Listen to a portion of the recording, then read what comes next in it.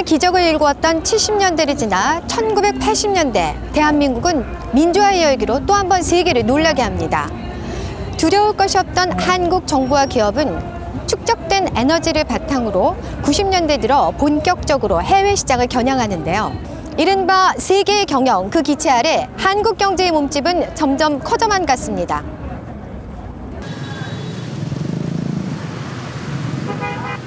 베트남의 수도 하노이. 인구 9천여만 명. 신흥 경제 대국으로 떠오르고 있는 베트남의 중심 도시다.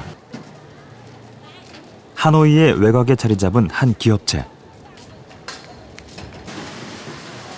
한국 법인이 운영하고 있는 이 회사엔 3천여 명의 근로자가 일하고 있다. 생산 라인을 지키는 이들은 대부분 베트남의 여성 근로자들. 공정의 특수성으로 고도의 숙련을 필요로 한다. 이 회사의 주력 생산품은 스포츠 용품부터 안전성을 갖춘 특수 장갑. 이건 손가락 여기가 상당히 많이 돌아가 있다고. 자, 오른쪽 왼쪽이 다르죠? 상당히 QC và cảm xúc kiểm tra rồi. Như thế này thì bài ngon. 불량품을 줄이기 위해서는 베트남 근로자들과의 소통이 필수적이다. 능숙한 베트남어로 근로자들에게 공정을 설명하는 김태욱 씨. 갓 입사한 신입사원이다. 그 베트남의 생활에 익숙해진 현지에서 채용한 직원이기 때문에 생활이라든가 베트남 현지 공인들과의 대화라든가 그 문화에 대해서 굉장히 잘 알고 있기 때문에 아주 흡수하는 데는 굉장히 흡수력은 좋습니다. 네. 경력이 굉장히 많으시기 때문에 같이 있는 것만 해도 굉장히 큰 도움이 되고 있습니다. 앞으로 유능한 인재가 될 겁니다.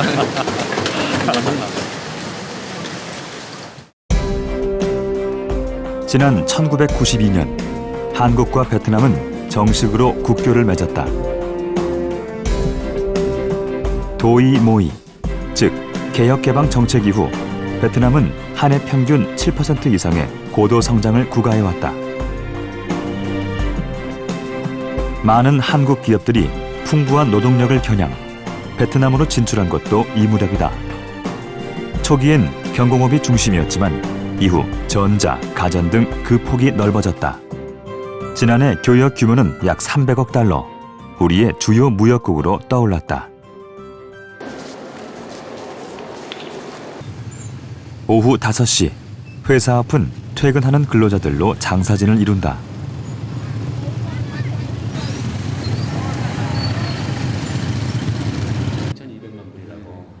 베트남 근로자들이 모두 돌아간 다음 오히려 한국인 직원들은 더 분주해진다. 경영 전반에 대한 점검과 함께 급변하는 시장 환경에 맞는 전략 등을 수립해야 하는 것이다. 일과 후 신입사원 김태욱 씨가 자원에서 맡은 일이 있다.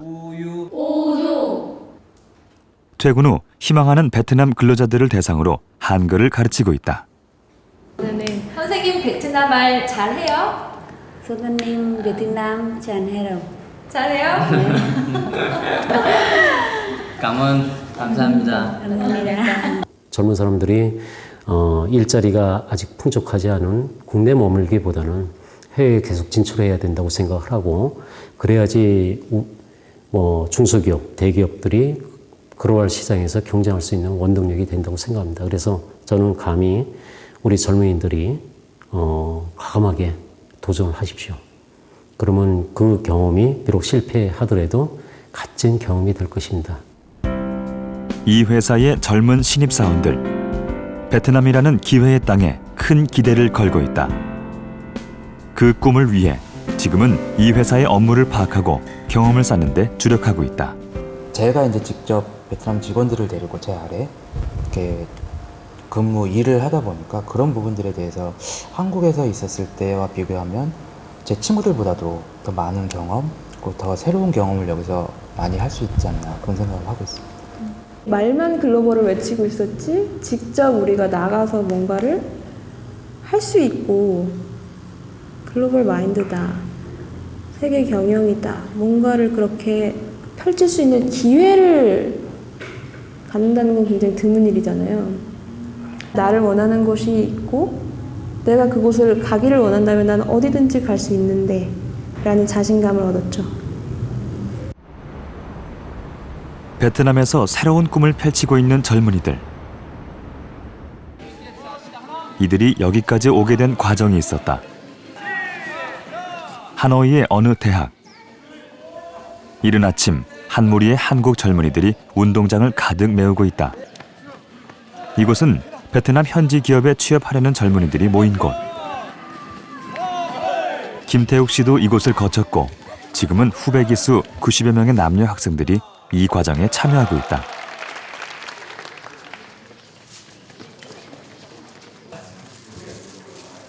아침 식사부터 베트남 현지식이다.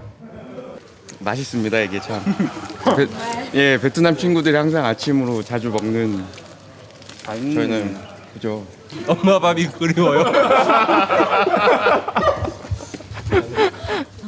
한국에서 대학을 졸업한 20대 중후반의 젊은이들.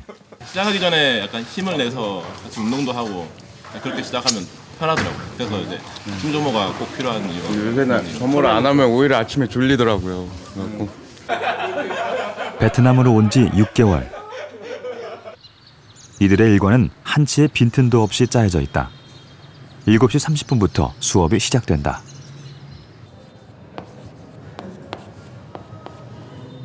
일과 중 가장 비중을 두는 것은 베트남어 수업.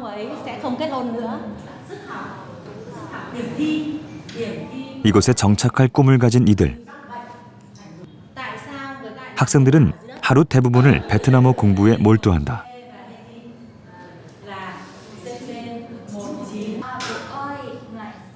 영어도 빼놓을 수 없는 과목이다. Quá nhiều, quá chăm chỉ. Sinh viên nước ngoài khác khi học đến quyển này là phải năm thứ 2. Nhưng sinh viên UIBM mới có 6 tháng thôi. 6 tháng thôi đã học quyển này. Học rất nhanh, học nhanh hơn sinh viên nước khác. 학교 밖 골목도 이들에게는 현지화를 위한 좋은 실습장이 된다. Qua này được không ạ? Không được, quả đắt tiền nhất. Chỉ một quả. Không được, quả đấy không được. 물건을 사고 흥정을 하는 과정을 통해 현지인과 소통하는 법을 익힌다. Quả trôi bao nhiêu? Bán thế nào?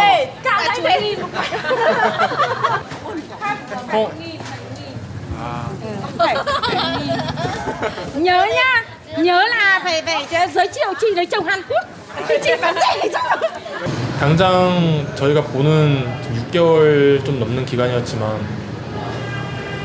매달이 도로가 바뀌고 건물이 새로 올라가고 이런 시기이기 때문에, 그리고 예전엔 여기 현지 사람들도 전철 생각도 못했는데 이제 전철 짓는다는 얘기도 나오고요.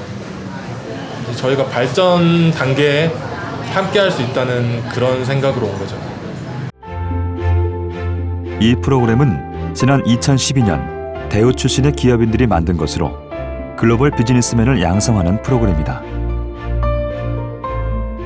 회장님을 비롯한 모든 선배님들의 어떤 경험들을 과감 없이 전달하는 것, 그리고 그분들의 뜻이 이런 의미였는데 지금 청년들은 그거를 자기 걸로 해석을 해서 자기 과 시켜라, 각자에 맞춰서. 아무래도 1년 과정에 교육비, 항공료, 숙박료 등은 모두 무료로 제공되는데 대우 출신 기업인들이 마련한 기금으로 운영되고 있다. 이 선배 기업인들은 자신들의 베트남 현지 정보와 인맥을 활용 학생들의 취업까지 주선하고 있다. 기숙사와 강의실은 이 대학에서 제공했다. 대학의 학장. 베트남에 처음 투자한 한국 기업인 김우중 전 대우 회장을 특별한 인연으로 여기고 있다. Chủ tịch Kim Woo Chung. Và rõ ràng những các bạn Hàn Quốc đến với Việt Nam đầu tư, phát triển sản xuất rồi là kinh doanh ở đây thì đã tạo ra những cái điều kiện rất là tốt cho cái trước mắt là cái mối quan hệ hợp tác hữu nghị giữa hai bên, nhưng đặc biệt trong cái việc phát triển kinh tế. 지난 1993년 대우는 이른바 세계 경영의 기치를 내걸었다. 대우는 주요 전략 사업의 현지화를 통한 세계 경영, 한민족 경제의 활로를 개척하고 있습니다. 세계 경영이라는 것은 우리나라에 국한하지 말고 시장을 전 세계적 시장으로 보고 거기에 우리가 지금 소위 말하는 여러 가지 경영 요소 있지 않습니까? 뭐 자본이든지 노동이든지 기술, 서비스 뭐 이런 걸 그런 경영 요소를 현지 상황에 맞게 유기적으로 조합을 해서 해보자. 그래서 결국은 경영 전략을 글로벌리제이션, 그러니까 경영 전략을 세계화하고 경영 활동을 현지화하는 거. 그게 사실은 세계 경영의 핵심입니다. 그 나라가 필요한 현실이라는 건 다 있단 말이에요. 에? 특히 경제적인 측면에서 아무리 독재자라도 그런 생각은 다 할 거라고요. 그런 부분에서 그 사람들이 잘 될 수 있는 부분을 밀어줘야 비즈니스 찬스가 생겨나고. 대우는 새로운 시장을 주목했다. 당시의 미수교국, 저개발국, 신흥국가 등 가능성이 있는 곳이면 어디든지 문을 두드렸다. 1996년 세계적 자동차 브랜드 GM을 물리치고 폴란드와 맺은 자동차 생산 계약은 하나의 쾌거였다.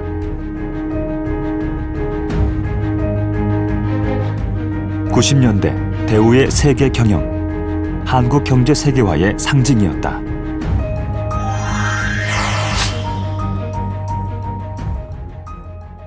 대우의 세계 경영은 길을 만들어준 거다.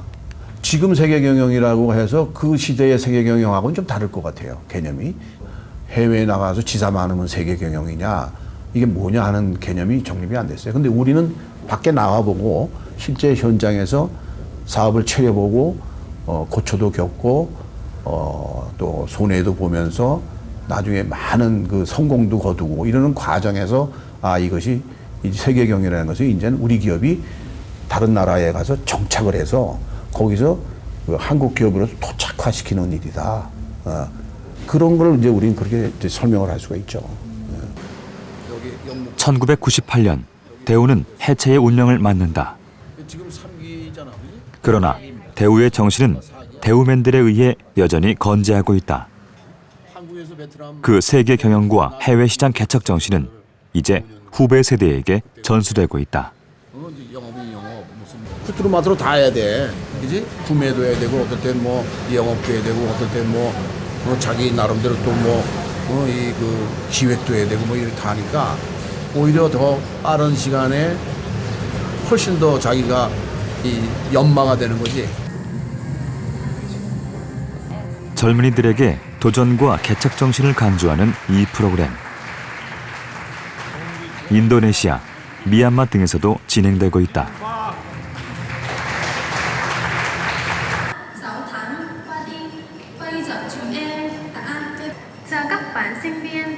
전직 대우맨들은 동남아 전역에 자신들이 구축해놓은 비즈니스 네트워크를 젊은이들이 이어받기를 바라는 마음이다.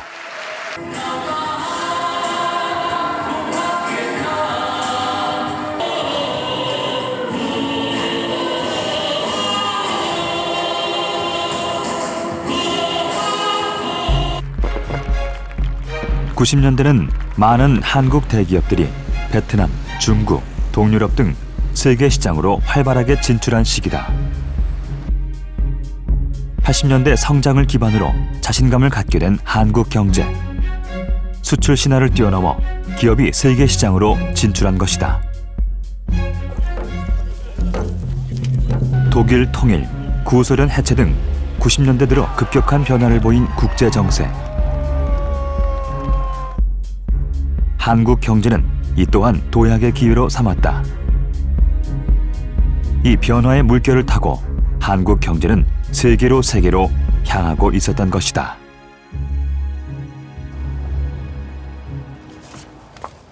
정말 오랜만에 이 차를 타보게 되는데요. 출시된 지 20년이 지난 현대 스쿠프. 지금도 문제없이 잘 달리는 이 차량에 우리 기술 자체로 개발한 엔진이 최초로 탑재되었다는 사실 알고 계셨나요? 세계 시장을 향해 한 발 더 나아간 90년대 한국 경제. 여기엔 새로운 기술력으로 승부하기 위해 청춘을 바친 주인공들이 있었습니다. 시원스레 달리는 자동차. 조향 장치 등 모든 차량의 기능은 정상. 주행하는 데 아무런 지장이 없다. 그러나 이 차는 출시된 지 20년이 넘었다. 이쁘고요.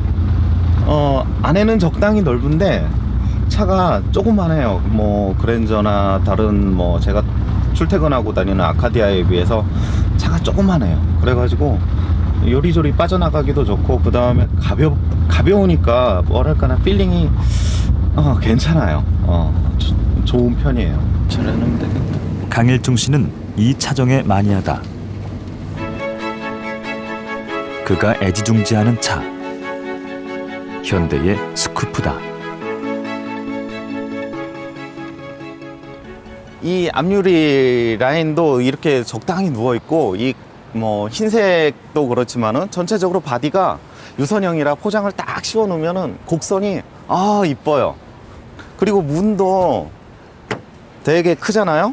이게 타보면은 조수석이 되게 편해요. 넓으니까, 투도어다 보니까. 이것이 7번째 스쿠프라는 강일중 씨. 지금도 2대를 보유하고 있다. 무엇보다 그를 매료시킨 것은 스쿠프의 엔진이었다. 그 배기관이죠. 배기관이 이렇게 길게 파이프로 연결이 돼 있는데 중간에 터보가 달린 터보 알파 엔진까지 그때 당시에 나왔었습니다. 근데 국내 가솔린에서는 터보가 최초였어요. 왜 그러냐면 스포츠 루킹카로 나왔기 때문에 그 운전자들의 니즈가 빨리 달리기를 원했어요. 그냥 그러려니 해요. 스쿠프의 이 엔진, 당시로서는 최첨단이었다. 이렇게 미세하게 관리하는 분도 계세요. 맨 처음에 들어있던 그 일본산 엔진보다 마력수가 상당히 더 높았어요. 그러니까 스포츠 카라고 어느 정도 부를 만큼 달리기 성능이 괜찮았죠. 엔진은 당연히 일본산이라는 당시의 통념. 현대가 이를 바꿨다. 이곳에는 우리 기술로 만든 엔진들이 전시돼 있다. 지금도 이 엔진을 이제 다른 자동차 메이커에서 사다 쓴다 생각하면 우리는 철딱 굶어야 될 것 같은. 이거에 뭐 거의 한 50%가 올라갔나요? 원가가, 가격이. 당시 스쿠프에 장착됐던 알파 엔진. 대한민국 최초의 자체 개발 엔진이다. 그러나 개발 과정은 결코 쉽지 않았다. 이런 그림을 이렇게 이런 제도기를 모든 것을 스스로 해내야 했다. 우리가 그 연소실 같은 곡면 형상이 이렇게 동그랗게 이렇게 된 거는 이게 구현이 안 돼가지고 그걸 가지고 이제 손으로 갈고 뭐 해가지고 이제 울산까지 그냥 직접 들고 가서 이 스캐닝을 띄어가지고 그거를 구현했는데 지금 같으면 뭐 3D가 그냥 쉽게 되지만 어떨 때는 뭐 우리 맘대로 그냥 특히 여기 연소실 개발할 때 그냥 손으로 쫙 깎아가지고 찰흙으로 만들어가지고 여기 연소를 이들이 기술 개발에 매달려야 할 이유가 있었다. 70년대 중반 최초의 한국 고유 모델 포니가 생산되기 시작했다. 내수와 수출 호조로 이른바 포니 신화를 일으켰으나 한계가 있었다. 주요 부품, 특히 엔진은 일본산, 선진 시장 진출이 불가능했다. 어쨌건 미국에 들어가야 되는데 미국을 들어갈 수 없었기 때문에 새로운 파워트레인이 필요했던 거예요. 최첨단의 엔진이 필요했던 거고, 근데 그거를 미쓰비시는 우리한테 줄 생각이 없었고, 그러니까 독자 개발을 하던가 계속 그런 식으로 해서 후진국에나 수출하고 선진 미국이나 유럽엔 수출을 못하는 그런 형태로 계속 가든가 그 취사 선택을 할 수밖에 없는 상황이었어요. 이 절체절명의 순간에 이현수는 현대에 스카웃됐다. 미국에서 대학을 졸업하고 GM에 근무하던 때였다. 그리고 독자 엔진 개발에 매진했다. 그러자 일본의 미쓰비시 자동차에서 제동을 걸고 나왔다. 당시 미쓰비시는 한국 시장에 엔진을 공급하고 있었다. 그런 미쓰비시에게 독자 엔진 개발에 나서는 한국이 달가울 리 없었다. 회유가 시작됐다. 이 박사를 사표를 받으면 로열티를 절반으로 줄여주겠다. 또 이 박사를 내보내면 아주 연태까지는 구형 기술만 줬는데 최첨단 신기술도 우리가 기술 제휴를 해주겠다라든가 그런 여러 가지 이제 오퍼를 많이 냈었죠. 현대의 대주주이기도 했던 미쓰비시. 회유가 통하지 않자 실력 행사에 나섰다. 출장 갔다 돌아왔더니 내 방에 들어왔더니 책상하고 의자를 다 치워버렸어요. 아무것도 없어요. 방 안에. 그 보직 해임을 당해준 거예요. 그러니까 결국 나가라는 얘기죠. 또 다른 산증인 최재건 씨. 알파 엔진 개발에 함께했던 그는 현재 아시아 유일의 엔진 전문 개발 회사를 운영하고 있다. 그가 엔진 분야에서 독보적인 업적을 쌓을 수 있었던 것도 알파 엔진 개발 당시에 축적된 기술과 경험 덕분이다. 하지만 당시 일본은 그들을 무시하기도 했다. 잘하겠어 정도가 아니라 당연히 잘 못한다, 할 수가 없다. 그러면서 그거는 이제 한국의 민족성까지 엔진 개발이라는 것은 고도의 기술이 필요하고 협력이 필요하고 그러는 것인데 한국 사람들은 협력이 잘 되지도 않고 그 하나의 기술을 가지고 끝끝내 파고드는 그러한 일본 사람들이 얘기하는 근성이 부족하기 때문에 하기가 어려운 그런 일이다. 일본의 무시, 오히려 우리에게는 약이 되었다. 견제가 느슨해지면서 새 엔진을 개발할 시간을 벌 수 있었던 것이다. 그 처음 알파 엔진은 사실은 굉장히 하이 스탠다드 엔진이었어요. 그거는 가솔린 엔진이지만 그때 멀티밸브가 없을 때 멀티밸브로 처음으로 설계를 했던 거고 전자 제어도 전 세계적으로 실용화가 안 돼 있을 때 전자 제어식으로 한 거고 거기에 터보 차저까지 붙였던 아주 첨단 엔진이었기 때문에 개발하기는 굉장히 어려웠지만 개발한 이후에 경쟁력은 상당히 강했기 때문에 그 결과에 대해서는 굉장히 우리가 확신을 갖고 있었어요. 사람이 만든 산업이고 사람의 힘으로 지식으로 만들어진 기술입니다. 충분히 할 수 있다고 봅니다. 1990년 마침내 알파 엔진 개발이 성공했다. 우리 기술로 만든 최초의 엔진. 당시 자동차 선진국들이 추구하던 바로 그 터보 엔진이었다.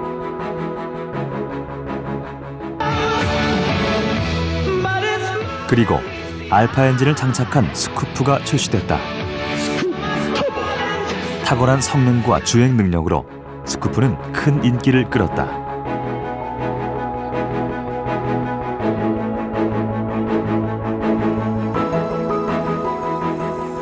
알파 엔진 개발이 성공하자 미쓰비시 구보 회장이 직접 한국을 찾았다. 그 마북리 엔진 연구소를 방문하신 그 양반이 그때 미쓰비시 엔지니어들한테 정신 차려서 열심히 안 하면 이현순 박사한테 10년 이내에 가서 기술을 받으러 다니게 될 거다. 열심히 정신 차려서 해라. 그 얘기를 했다 그래요. 구보의 예언은 적중했다. 독자 엔진을 보유하게 된 현대자동차는 이후 세계 유수의 자동차 업체로부터 합작 제의까지 받게 된다. 첫 국산 알파 엔진 성공 이후 현대는 베타, 감마, 람다 등 후속 엔진 개발을 이어나갔다. 이 과정에서 탄생한 첨단 엔진은 미쓰비시로부터 1,000억 원 이상의 로열티를 받았고 이를 탑재한 소나타는 시장에서 큰 호평을 받았다. 완전히 역전이 된 거죠. 기술을 배워오다가 거꾸로 기술을 가르쳐주게 된 거죠. 그러니까 학생이 선생님이 된 거죠. 독자 엔진 개발이라는 승부수를 띄웠던 한국의 자동차 산업. 집념과 열정으로 마침내 독자 엔진 개발에 성공했다. 첫 알파 엔진 이후 기술과 경험이 축적되면서 최첨단 엔진 개발이 이어졌고 이는 자동차 산업을 폭발적으로 성장시켰다.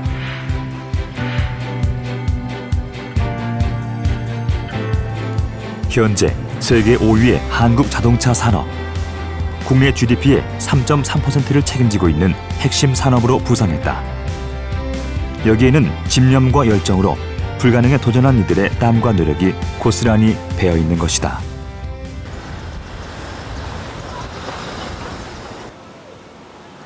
한국 경제를 이끌고 있는 또 하나의 청아, 바로 정보통신 분야다. 특히 연이은 신제품 개발로 세계 시장을 석권하고 있는 모바일은 세계인을 매료시키고 있다.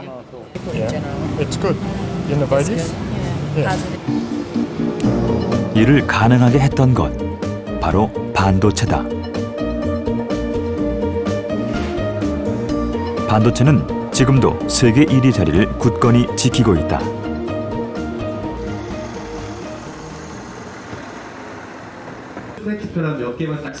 우리 기술의 또 하나의 쾌거인 반도체, 또 한 사람의 산증인이 있다.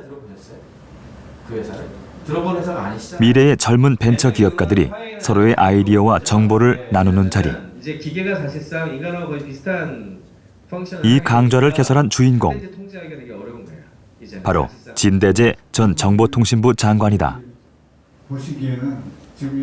그는 지금 자신의 경험과 기술을 필요한 이들과 공유하고 있다.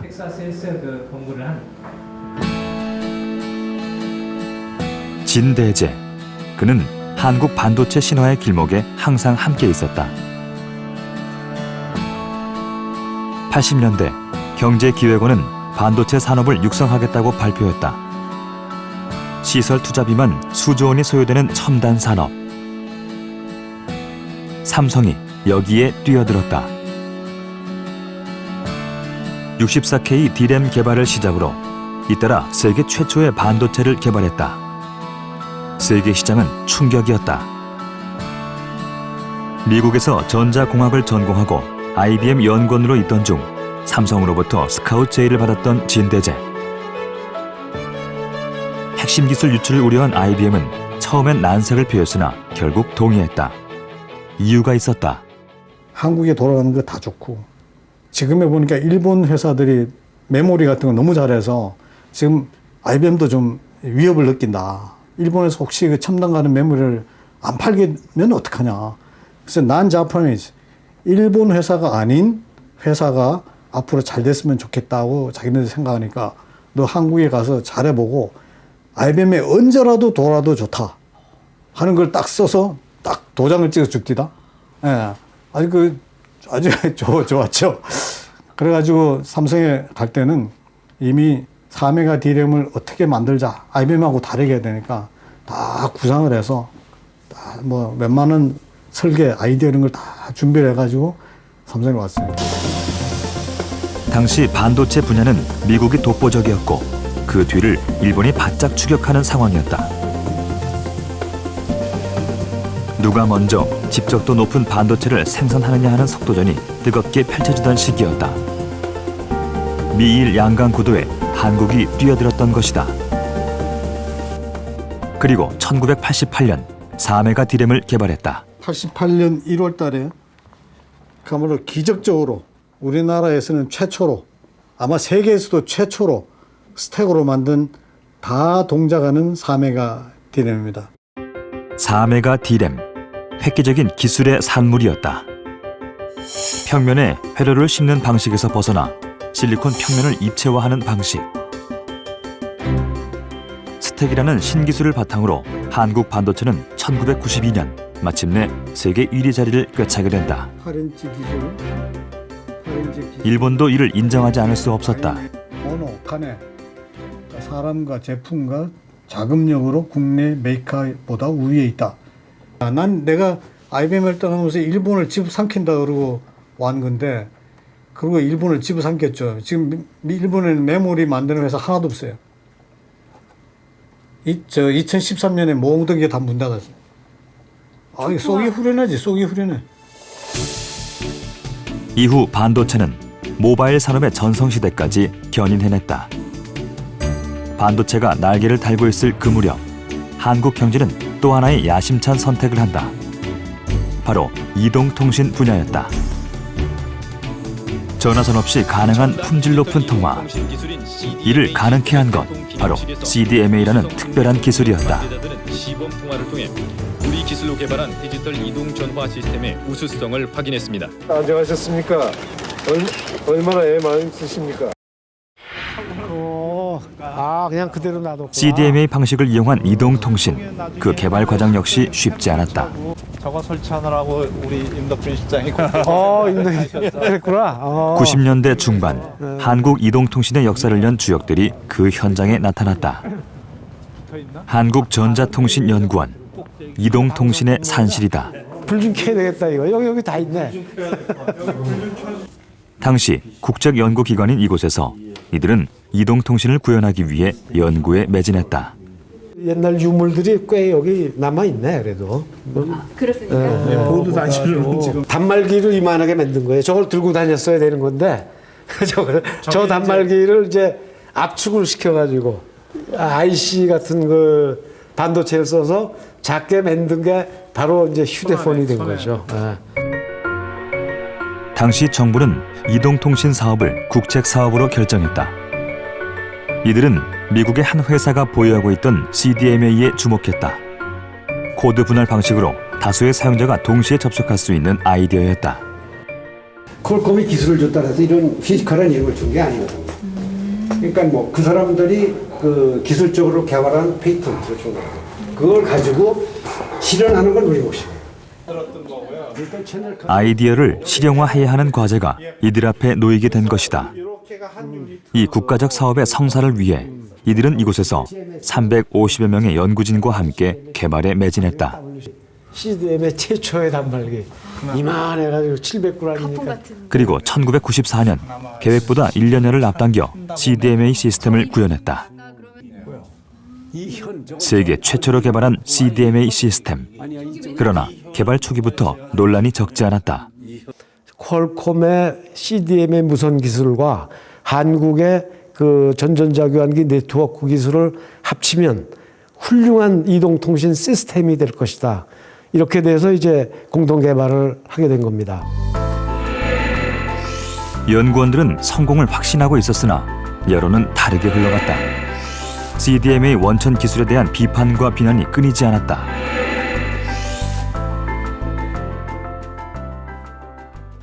CDMA는 조그만 주파수 자원 가지고 여러 사람을 쓸 수 있게 만들어준 거. 그게 만약에 GSM을 들어왔더라면 서울 시내 한 300만 정도 고작하면 더 포함 못해, 수용을 못해요. 그걸 모르고 떠드는 사람들이 정말 일부 있었어요. 그러니까. 밖에서 완벽한 이동통신의 구현을 위해서는 넘어야 할 과제가 또 있었다. 하나도 안 변했다. 20년 전하고. 여기 안 온 지가 한... 개발에 성공한 CDMA 시스템을 이용하여 이동통신 사업까지 완성해야 했다. 까지는 여기 있었던 것 같아. 5층이 우리 침대 있고 사무실 있던 애들. 이들이 바로 그 상용화의 주역들이었다. 4층에 시스템들. 서울 장안동의 한 건물. 이동통신 기술을 일반 고객들이 쓸 수 있는 상품으로 현실화하기 위한 사업단이 꾸려졌다. 이들은 참여한 업체들을 대상으로 경쟁 체제를 마련했다. 이제 우리는 이 카메라가 한 대밖에 없다. 마라톤 경주를 하는데 카메라가 한 대 있으면 어딜 쳐다보냐. 1등만 찍는다 우리는. 꼴등도 안 찍고 1등만 데리고 간다. 그래서 그 룰을 정한 거예요. 각 기업들은 독립적으로 개발을 하고 그 다음에 1등한테 이 물량을 할당해 줄 것이고 1등만 데리고 간다 우리는. 그래서 시험을 몇 번을 봅니다. 94년. 업체끼리의 자율적인 경쟁 체제 도입, 그리고 공정한 시험과 평가. 이를 통해 사업은 순조롭게 진행됐다. 우여곡절도 적지 않았다. 95년 12월 20일 정도였어요. 이제 이 단말기 이제 테스트가 거의 끝나서 이제 이거 출시 준비를 막 하고 있었는데 이 애널로그하고 CDMA 간에 애널로그에서 전화가 안 되는 거예요. 이 전화기가. 이게 이제 우리가 삼성, 현대, LG 세 군데서 만들었잖아요. 근데 자기 것끼리는 잘 되는데 이제 LG하고 그때 삼성 간에 이제 핸드오프를 이제 봉은사로 해서 시험을 했어요. 제가 보름 동안 집에를 못 갔죠 그때. 상용화 시안을 못 박아놓고 추진한 이동통신 사업. 정부의 의지와 현장 기술진들의 투혼이 있어 세계 최초로 CDMA 방식을 상용화할 수 있었다. 이로써 대한민국은 이동통신 분야 세계 최강국이 되었다. 또한 사업은 단말기 시장으로 확장돼 이 분야 최고의 전성기를 구가할 수 있었다.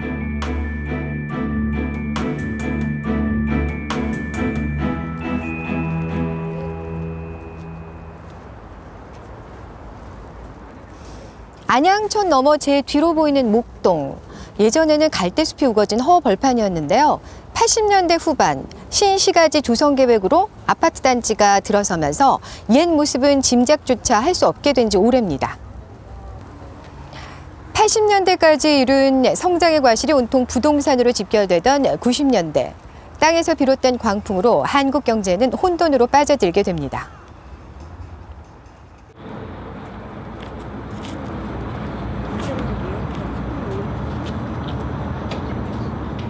분당의 어느 아파트 단지.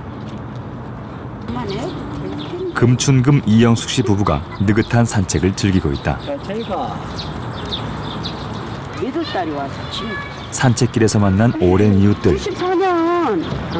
94년 몇 월 달이냐 그때가 내가요 이 언니를 따왔는데 9월달 우리도 9월 청약이 그때 엄청 셌어. 시끄럽다고 14평에 비슷한 시기 들어온 이웃들 모두가 좁은 입주 관문을 통과했다. 아니 있는데도 안 줬어. 어느 애 밀려갖고.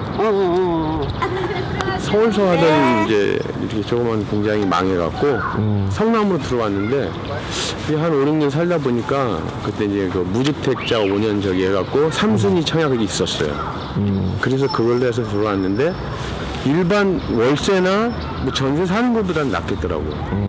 전에 집 없을 때는 1년, 2년 이사 다녔는데 지금은 뭐 한 강구자리 20년의 세월 흘렀으니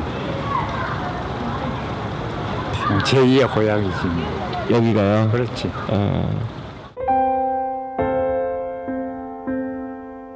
깔끔하게 단장돼 있는 부부의 집. 40제곱미터 방 한 칸의 작은 임대 아파트.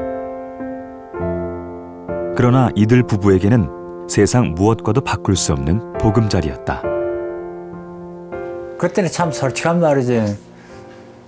이거 가구 같은 거 없어가지고 그렇게 좀 커 보이고 예를 들어 아무것도 없으니까 빈집이지. 그리고 또 사람이 그게 있잖아요. 나무 새빵살이 하다가 이제 집이 다 하니까 이제 그 좋은 기분밖에 없죠. 몸이 불편한 아내와 넉넉지 않았던 형편. 부부에게 이런 집이 생긴 것은 기적과 같은 일이었다. 이 좁은 공간에서 부부는 자식들을 길러냈고 이제는 할아버지 할머니가 됐다. 수급자들한테는 장애인들한테 이렇게 없는 사람한테 저기 해줬다는 게 너무나 감사하죠. 지금까지도 우리는 이렇게 안 해줬으면 집 한 채도 없이 좀 비참하게 살았을 거예요. 1987년 대통령 후보 노태우는 주택 200만 호 건설을 공약으로 내걸었다.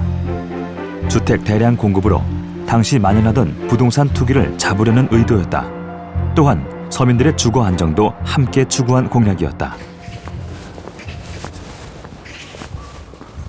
후보가 당선되자 공약은 정책이 됐다. 당시 이 아파트 단지 건설에 참여했던 이들.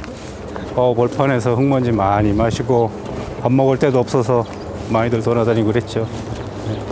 사람들은 분양받으려고 청약하려고 막 돌아다니는데 아이 그 청약받으면 좋은데 그것도 모르고 일만 하고 앉아있고 맨날 주거만 있을 때 그때 주택 200만 호 건설은 노태우 정부의 주요 정책. 당시 한국주택공사에서 근무하던 두 사람에게는 정신없는 나날이었다. 자녀이 있습니다. 역사의 주인이 아파트 입구에 이들이 흘린 땀의 흔적이 남아있다. 우리 LH 대한주택공사지 옛날에. 명패에 남아있는 자신의 이름, 감회가 새롭다. 그러겠지. 아직까지 남아있다는 게 참 희한하네요. 20몇 년 동안 그 전에 잘 붙어있네. 남아있네. 아파트 대량 건설 시대, 숱한 어려움이 있었다. 뭐 회사 연문 같은 경우도 막 전국적으로 신문에도 나고 그 당시 신문 보시면 아마 전국적으로 굉장히 시끄러웠을 겁니다. 그거. 그래서 저희들 같은 경우는 막 골재원까지 다 방문해가지고 골재 세척사 다 확인했던 그 기억들. 그 당시만 해도 이제 기능공 수급이 그렇게 숙련된 기능공 수급이 원활치가 않았어요. 그럼 일을 하다 보면 저희 감독들이 품질에 대해서 상당히 철저하게 감독을 합니다. 그러면 일하다가 가요, 그냥. 나 여기서 너무 어려워서 일을 못 하겠어. 그럼 또 며칠이 또 손실이 납니다. 그럼 새로운 근로자를 또 데려와야 되고. 가장 큰 난제는 모래와 시멘트 등 자재 품귀 사태. 그러자 부실 공사 논란이 벌어지기도 했다. 민간 건설업체가 난립, 아파트 사업에 뛰어든 것도 이때였다. 수요자들도 몰려들었다. 견본 주택마다 사람들이 몰려들어 청약 열기는 나날이 높아져갔다. 바야흐로 아파트 전성시대. 부작용도 있었다. 1년에 40만 원씩만 해서 5년 동안에 200만 원을 하기로 했는데 1년 지나고 그 다음 해는 50만 원, 60만 원, 70만 원씩 지어버리는 건 왜? 잘 팔리니까. 노임 올라가지, 자재값 올라가지, 그러니까 결국은 집값 올라가지, 결국은 부동산 두드러 잡는 게 아니고 오히려 부동산 부추기는 결과로 온 거죠. 분당에 200만 원 준다고 공략했을 때 강남은 가만히 앉아서 땅값이 뛰고 있죠. 우리 생각이라는 게 건축을 하다 보니까 땅값이 얼마 정도 한돈대가 얼마 됐을 것이다 생각했는데 그걸 지나가 보면 또 땅값이 오르고 모든 인프레가 되냐. 그 당시에는 인프레가 심했어요. 많이 공급하면 가격을 잡을 수 있을 거라는 예상은 빗나가고 말았다. 전국의 부동산 가격이 들썩였다. 특히 강남과 여의도 등 서울 주요 지역의 아파트 가격 상승세가 이 같은 현상을 주도했다. 투기의 영향이었다. 많은 땅을 자주 사고 판 사람 55명이 국세청에 적발돼서 엄청난 부당이득을 본 현직 변호사 등 투기꾼 16명이 경찰에 적발됐습니다. 서울과 수도권, 신도시를 중심으로 투기 광풍이 몰아치기 시작했다. 정부는 강력한 투기 단속에 나섰다. 투기 단속 반원들을 현장에 투입, 실수요자와 투기꾼을 가려내기 시작했다. 일일이 신분증을 확인하고 초등학생 노트까지 뒤적였으나 역부족이었다.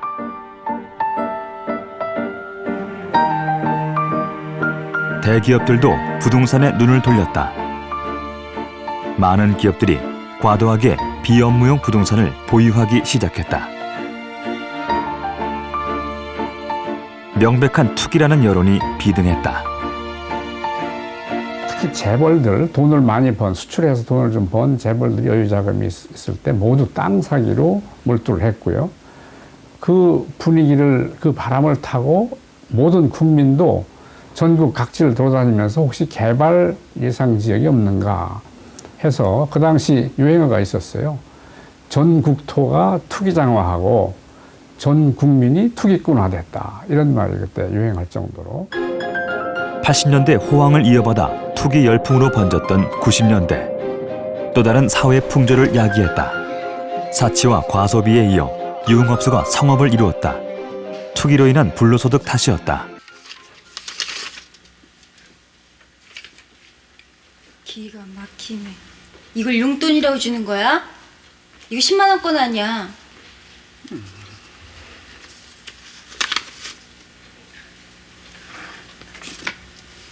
하나 더. 이러한 사회상을 풍자한 드라마가 선보이기도 했다. 고가의 외제 승용차가 등장하는 것도 이 무렵이었다.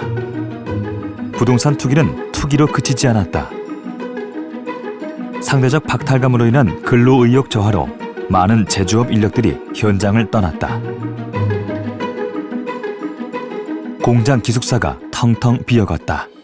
지금 이렇게 제가 힘들게 일하면서 임금을 조금 받는 것보다 유흥업소에서는 더 많은 임금을 받기 때문에 제가 하는 일에 회의도 느낄 때 있고.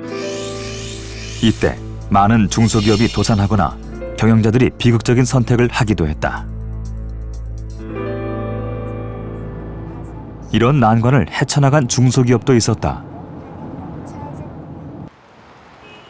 대전의 어느 중소기업.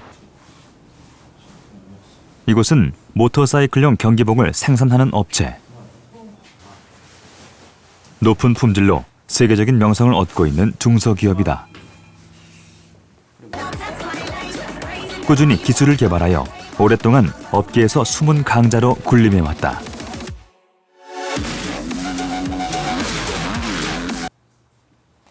지금도 해외 바이어들의 발길이 끊이지 않고 있는데 이들의 까다로운 요구를 모두 충족시켜주는 덕분이다. 그러나 90년대 이 회사도 다른 중소기업과 마찬가지로 어려움을 겪었다. 그때 당시 이제 어려울 땐 더했죠.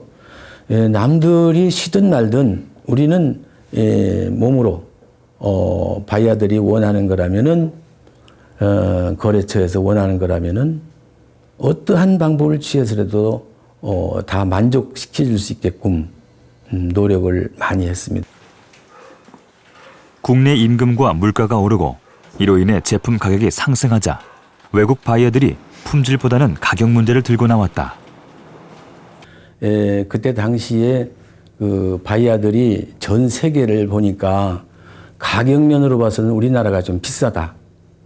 그래서 그러면 바이어들은 품질로 봐서는 한국의 한일에서 했으면 좋겠는데 가격면으로 봐서는 어딘가 다른 루트를 찾아야 될 그런 입장이 돼 있는데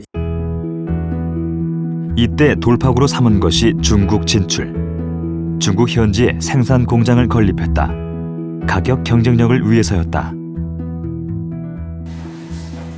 그러면서도 이 회사가 취한 전략이 있었다. 중국은 단순 생산 기지로 삼고 기술 개발과 연구는 한국에서 하기로 한 것이다. 오랜 숙련공들을 그대로 지켜 새로운 디자인과 기술 개발은 한국에서 했다. 기술 유출을 막기 위해서였다. 90년대 중반 해외 투자가 급증했다. 새로운 환경을 찾아 나선 중소기업들의 진출이 크게 영향을 끼친 것이다. 위기의 시대, 선택이 중소기업의 운명을 갈랐다. 부동산 열풍이 몰아치던 90년대, 한편으로는 큰 그림이 그려지고 있었다. 고속철 사업과 인천국제공항 등 사회 간접 자본과 인프라 구축이 시작됐다. 국토를 다시 디자인하고 있었다.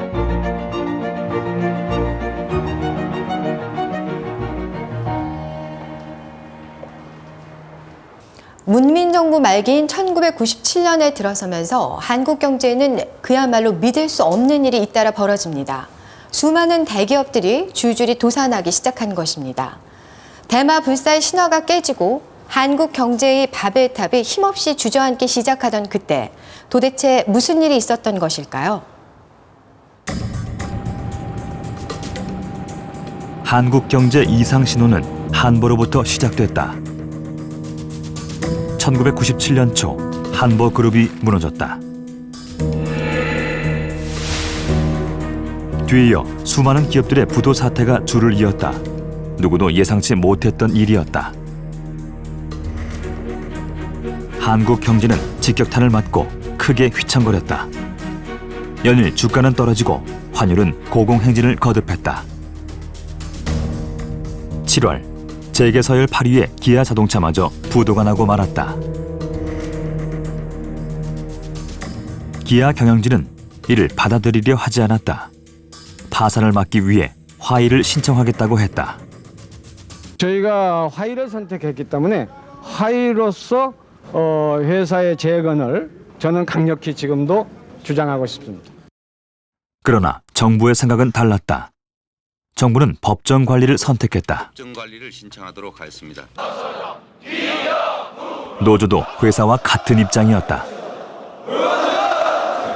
법정 관리로 몰아갈 경우 우리의 동원할 수 있는 모든 방법과 수단을 가리지 않고 강력하게 대응할 것입니다.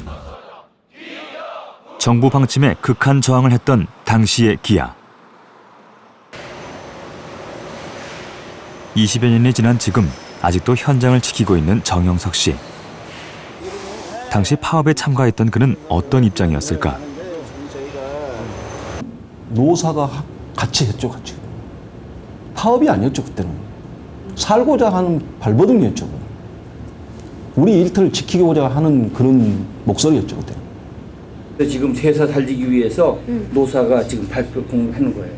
이때 저희들이 그 대출 받아가지고 회사 살리기 위해서 이렇게 했던 그때 사진입니다. 이재승 위원장이. 선생님 얼마 대출 받았어요? 직원들은 어떻게 해서든지 회사를 살리려고 했다. 기아 살리기. 직원 가족들도 거리로 나와 한 목소리를 냈다. 연관 산업이 많은 자동차 산업의 특성상 기아 부도의 파장은 클 수밖에 없었다. 협력업체와 일반 국민들도 기아 살리기에 동참했다.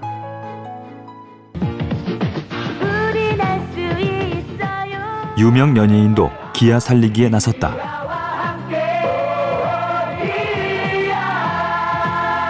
전 기아의 저력을 믿어요. 봉고 신화 등으로 국민 정서는 기아에 호의적이었으나 경제 논리는 냉혹했다. 97년 당시 많은 한국 기업들은 위기 요소를 품고 있었다. 97년 외환위기 때 보니까 부채 비율이 30대 재벌 평균 한 500%가 넘더라고요. 근데 이게 200% 이하가 돼야죠. 아무리 많아도. 그래야 이게 좀 건전하다고 하는데 500%가 넘어요, 평균이. 그러니 위기에 빠질 수밖에 없죠. 기업들이 위기에 빠지자 금융시장이 즉각 반응했다. 자금을 급히 회수하기 시작했다. 금융시장에도 위기가 왔다. 이 환율을 절하려면요, 우리의 국민소득이 달러로 떨어집니다. 그러니까 이게 그걸 뭐라나 소득이 주는 효과가 오니까 통계적으로 그거를 받아들일 수 없다. 국가 위신의 문제라든지 무슨 그런 게 있었나 봐요. 가지고 환율은 고정을 시켜놨어요. 국제 수준이 악화되는데. 그리고 그다음에 우리나라 외환 보유고가 굉장히 빨리 동나고 있는데 이 정부에서 중앙은행에서도 우리나라 외환 보유가 얼마나 낮은지를 모르는 거예요. 오히려 국제 자본시장에서 아는 거예요, 그거를. 근데 그런 사실이 노출이 돼요. 해외 언론의 경고가 이어졌다. 흔들리는 한국. 그러나 대수롭지 않게 여겼다. 97년 여름, 동남아시아에서 또 하나의 이상 신호가 발생했다. 태국, 인도네시아 등에서 발생한 외환 위기. 해당 국가의 통화 가치가 떨어지자 달러가 무더기로 해외로 빠져나갔다. 한국 금융시장은 이미 개방된 상태. 영향을 그대로 받을 수밖에 없었다. 금융시장만 하더라도 이게 한계 금융시장화에 있으니까 다른 나라에 어떤 일이 있으면 금융이 우리나라에 들어왔다 나갔다 하는 이것을 잘 알아야 되고 거기에 맞게. 그래서 예를 들면은 장기금융과 단기금융, 우리가 준비되지 않은데 단기금융부터 먼저 열어버리고 장기금융은 오히려 막아놓고 있고 하는 이런 것이 나는 그렇게 봅니다. 바깥 세상 돌아가는 것을 제대로 읽고 그 특성을 알고 거기에 맞게 기업 차원에서는 경영 전략을 세우고 정부 차원에서 맞는 정책을 세워야 되는데 그게 어느 정도 이 잘못이 있었기 때문에 우리가 환란이라는 이런 이 상황에 맞게 됐다. 마침내 97년 12월 IMF 구제금융신청서에 서명했다. 한국 경제의 긴 그림자가 드리워지는 순간이었다.